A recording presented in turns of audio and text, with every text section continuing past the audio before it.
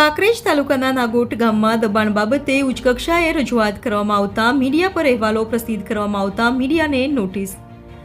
પ્રાપ્ત વિગત અનુસાર કાંકરેજ તાલુકાના નગોટ ગામમાં સરકારી પડતર ગૌચરની જમીનમાં દબાણ બાબતે મૂળ નગોટ ગામના લોકોને સાથે રાખીને અરજદાર ઠાકોર બદાજી અમરતજીએ ગ્રામ પંચાયત નગોટ, તાલુકા વિકાસ અધિકારી કાંકરેજ, મામલતદાર કાંકરેજ, શિહોરી પોલીસ સ્ટેશન, જિલ્લા કલેક્ટર અને જિલ્લા વિકાસ અધિકારીને લેખિત અરજીઓ કરી હતી.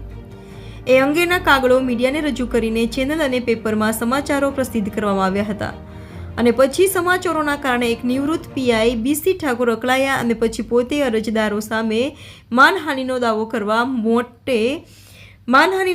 કરવા માટે મીડિયા પાસેથી પુરાવા રજૂ કરવાની નોટિસ આપી છે. ત્યારે હવે આ પીઆઈનું કાં તો ભાન ભૂલી ગયા છે કે મીડિયા ચોથો સ્તંભ છે અને કોઈ દ્વેષભાવ કે પક્ષાપક્ષ વિના લોકહિત માટે તંત્રના ધ્યાને લેવા અને સરકાર સુધી પહોંચાડવા માટે સેતુ સમાન કામ કરે છે.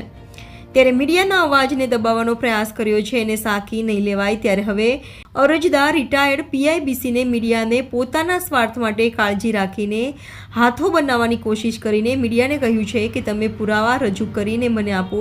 એ કેટલું યોગ્ય છે? શું મીડિયા આધાર પુરાવા વિના સમાચાર પ્રસિદ્ધ કરે છે? અરજદાર દ્વારા મીડિયાના કેમેરા સામે પોતાનું નિવેદન આપ્યું છે અને દબાણદારોના નામઠામ બોલે છે. ત્યારે હવે આના કરતાં બીસી ઠાકોરને કયા પુરાવા જોઈએ છે? જો પુરાવા જોઈતા હોય તો આરટીઆઈ કરીને તંત્રના અધિકારીઓ પાસેથી મેળવી શકાય છે. અને મીડિયાને નોટિસ આપી છે એ કયા આધારે અને કયા ઈરાદા સાથે આપી એ પણ એક સવાલ છે. જોકે નગોટ ગામમાં માથાભારે ભૂમાફિયાઓ દ્વારા યનકેન પ્રકારે અરજદાર અને મીડિયાને દબાવવા માટે પ્રયાસો કરવામાં આવી રહ્યા હોવાનું જાણવા મળ્યું છે. ત્યારે હવે બીસી ઠાકોરને પણ હવે રૂબરૂ મળીને નોટિસ આપી છે. એ અંગે નિવેદન લેવામાં આવે તેવું ઇલેક્ટ્રોનિક અને પ્રિન્ટ મીડિયા મિત્રો દ્વારા નિર્ણય લેવાયો છે. મારું નામ ઠાકોર બદાજી અમરતજી, તાલુકો કાંકરેજ, જિલ્લો બનાસકાંઠા, ગામ નગોટ. અમારે નગોટ ગ્રામ પંચાયતની અંદર ગૌચરની જમીન માટે અમે અરજી આપેલી હતી. મામલતદાર સાહેબને પણ આપેલી છે, કલેક્ટરને પણ આપેલી છે, ટીડીઆઈ સાહેબને પણ આપેલી છે અને વારંવાર અમે અરજી આપવા છતાં પણ મને હજી કોઈ નિરાકરણ આવ્યું નથી.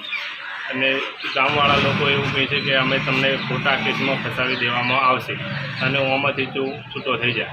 અને મેં એક તારીખ 3/8ના દિવસે મેં એક અરજી આપેલી હતી. તે દિવસ માનપુરના સ્ટેશનની બાજુમાં એક નંબર પ્લેટ વગરની ગાડી, આલ્ટો ગાડીમાં 2 માણસો હતા. એમને મેં ઓળખ્યા નહોતા. એમને એવું કીધું કે તું ગામની આગેવાની કરવાનું બંધ કરી દેજે કે અમે તને જાનથી મારી નાખશું.